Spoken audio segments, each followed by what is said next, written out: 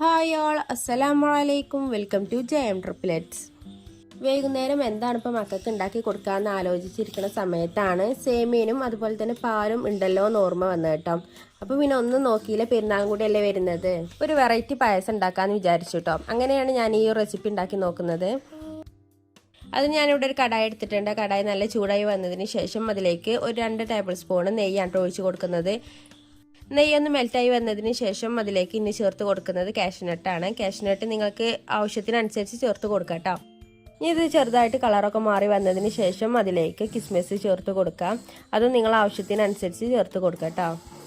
ചില ആൾക്കാർക്ക് കാഷ്നട്ട് പറ്റൂല, കിസ്മിസ് മാത്രമേ പറ്റത്തുള്ളൂ. അപ്പോൾ അതിനനുസരിച്ച് നിങ്ങൾക്ക് എങ്ങനെ വേണമെങ്കിലും ചേർത്ത് കൊടുക്കാം. അപ്പോൾ നമ്മൾ കിസ്മിസ് നല്ലോണം ഇതുപോലെ ഒന്ന് വീർത്ത് വന്നിട്ടുണ്ട്. ഇനി കൂടുതലായിട്ട് കരിയാനോ കളർ മാറാനൊന്നും നിൽക്കണ്ട കേട്ടോ. പെട്ടെന്ന് തന്നെ നമുക്കിതൊന്ന് കോരി മാറ്റിയെടുക്കാം. ആ നെയ്യൊക്കെ അതിൽ കിടക്കുന്ന വിധത്തിൽ തന്നെ ഒന്ന് കോരിയെടുക്കാം കേട്ടോ. ഇനി നിങ്ങളെ കയ്യിൽ വേറെ നട്ട്സ് എന്തെങ്കിലും ഉണ്ടെന്നുണ്ടെങ്കിലും ഈ ഒരു ടൈമിലൊന്ന് വറുത്തെടുത്താൽ മതി. എന്നിട്ട് അതും കൂടി ചേർത്ത് കൊടുക്കാം കേട്ടോ. അപ്പോൾ നമ്മൾ മുഴുവനായിട്ടൊന്ന് കോരിയെടുത്തിട്ടുണ്ട്. ഞാൻ ആ ഒരു നെയ്യിൽ തന്നെയാണ് സേമിയനൊന്ന് ഇതുപോലെ ഒന്ന് കളർ മാറുന്ന വിധത്തിലൊന്ന് വറുത്തെടുക്കാം കേട്ടോ. ഒരുപാട് കളർ മാറണ്ട, ജസ്റ്റ് ഒന്ന് ബ്രൗൺ കളർ ആവുന്ന വരെ ഒന്ന് ആക്കിയെടുത്താൽ മതി. ഇതങ്ങനെ ഈ രീതിയിലൊന്നായി വന്നിട്ടുണ്ട് കേട്ടോ. ഇനി നിങ്ങളെ കയ്യിൽ വറുത്ത സേമിയനാണ് ഉള്ളത് എന്നുണ്ടെങ്കിൽ ഇതുപോലെ നെയ്യിൽ ഒന്നിട്ട് കാണുന്ന ജസ്റ്റ് ഒന്ന് റോസ്റ്റ് ചെയ്തെടുക്കാം. ഞാനിതൊരു ബൗളിലേക്ക് മാറ്റി കൊടുത്തിട്ടുണ്ട്. ഞാൻ ഒരു കടായിൽ തന്നെ 1 കപ്പ് വെള്ളമായിട്ട് ഒഴിച്ച് കൊടുക്കുന്നത്. 1 കപ്പ് മുതൽ 2 കപ്പ് വെള്ളം വരെ ചേർത്ത് കൊടുക്കാം. ഇനി ഇതൊന്ന് തിളച്ച് വരണം. ഞാനിവിടെ 2 കപ്പ് സേമിയനാണ് എടുത്തിട്ടുള്ളത്. അപ്പോൾ അതിനനുസരിച്ച് വെള്ളം ചേർത്ത് കൊടുക്കാം കേട്ടോ.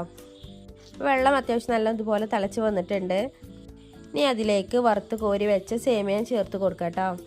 ഇനി നല്ലോണം ഇതൊന്ന് വെന്ത് വരണം. ഇതൊന്ന് അടച്ചിട്ട് കാണൊന്ന് വേവിച്ചെടുക്കാം.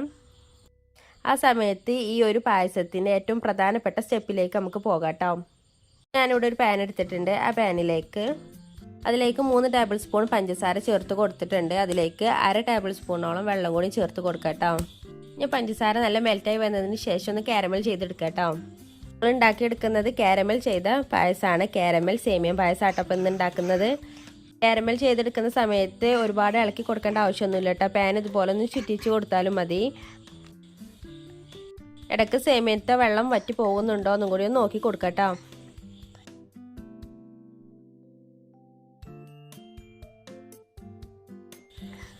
ഇപ്പം നമ്മൾ സേമിയനൊക്കെ അത്യാവശ്യം നല്ല രീതിയിൽ വെള്ളമൊക്കെ ഒന്ന് വറ്റി വന്നിട്ടുണ്ട് കേട്ടോ. നല്ലൊന്ന് വെന്ത് വന്നിട്ടുണ്ട്. അതിലെ വെള്ളമൊക്കെ ഒന്ന് മാക്സിമം വറ്റി പോയിട്ടുണ്ട് കേട്ടോ. ഇതിലേക്ക് ഞാൻ ചേർത്ത് കൊടുക്കുന്നത് 2 കപ്പ് തിളപ്പിച്ച് ആറിയ പാലാണ് കേട്ടോ. ആ പാലും കൂടി ഒഴിച്ചതിന് ശേഷം ജസ്റ്റ് ഒന്ന് ഇതുപോലെ ഒന്ന് മിക്സ് ചെയ്ത് കൊടുക്കാം. ഇതൊന്ന് തിളക്കാൻ വെക്കുക കേട്ടോ. ആ സമയത്ത് തന്നെ ഇടയ്ക്ക് മറ്റേ പാനലത്തിൻ്റെ കാരമൽ ആകുന്നുണ്ടോ എന്ന് കൂടി നോക്കുക. ഇതാക്കണോ ഇതൊന്നും കളറൊക്കെ ഒന്ന് മാറി വന്നിട്ടുണ്ട് കേട്ടോ. കാരമലായിട്ട് വന്നിട്ടുണ്ട്. ഒരുപാട് കരിയാനോ കളർ മാറാനോ നിൽക്കണ്ട. അങ്ങനെയാണെന്നുണ്ടെങ്കിൽ കരിഞ്ഞു പോകും. കരിഞ്ഞാൽ പിന്നെ ആ ഒരു ചൊയ നല്ലോണം ഉണ്ടാവും കേട്ടോ. ഇതിലേക്ക് 1/2 കപ്പ് പാലും കൂടി ചേർത്ത് കൊടുക്കുക കേട്ടോ. അപ്പോൾ ചേർത്ത് കൊടുക്കുന്ന സമയത്ത് കട്ടായിട്ടുണ്ടാവും. നല്ലോണം മിക്സ് ചെയ്തിട്ട് വേണം ഇതൊന്ന് അലിയിച്ചെടുക്കാൻ. ഇപ്പോൾ ഈ രീതിയിൽ നല്ലോണം അലിഞ്ഞ് വന്നിട്ടുണ്ട്. ആ സമയം നമ്മൾ പാലും സേമിയനും നല്ലോണം തിളച്ച് വന്നിട്ടുണ്ട് കേട്ടോ.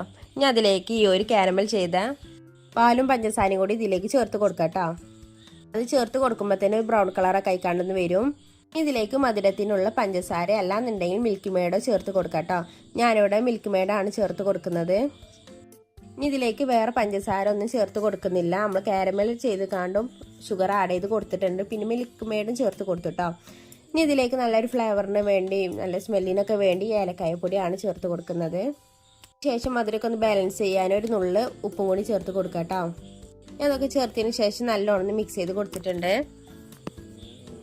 ഇനി ലാസ്റ്റത്തെ സ്റ്റെപ്പ് എന്ന് പറയുന്നത് നമ്മൾ നേരത്തെ വറുത്ത് കോരി വെച്ച അണ്ടിപ്പരിപ്പും മുന്തിരിയും ഇതിലേക്ക് ചേർത്ത് കൊടുക്കണം കേട്ടോ. അതിന് ഞാനിവിടെ ഫ്ലെയിം ഓഫ് ചെയ്തതിന് ശേഷമാണ് ചേർത്ത് കൊടുക്കുന്നത്. അപ്പോൾ നിങ്ങൾ ഈ കണ്ടിരിക്കുന്ന സമയത്ത് ആദ്യമായിട്ടാണ് എൻ്റെ ഈ ചാനൽ കാണുന്നത് എന്നുണ്ടെങ്കിൽ ഒന്ന് സബ്സ്ക്രൈബ് ചെയ്ത് സപ്പോർട്ട് ആക്കാം കേട്ടോ.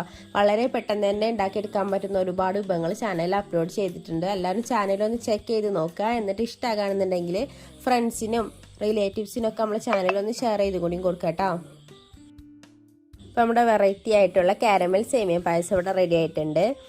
അപ്പോൾ എല്ലാവരും മസ്റ്റായിട്ട് ഈ വരുന്ന പെരുന്നാളിന് ഈ ഒരു റെസിപ്പി ഉണ്ടാക്കി നോക്കാൻ ഒരുപാട് ഇഷ്ടപ്പെടും കേട്ടോ.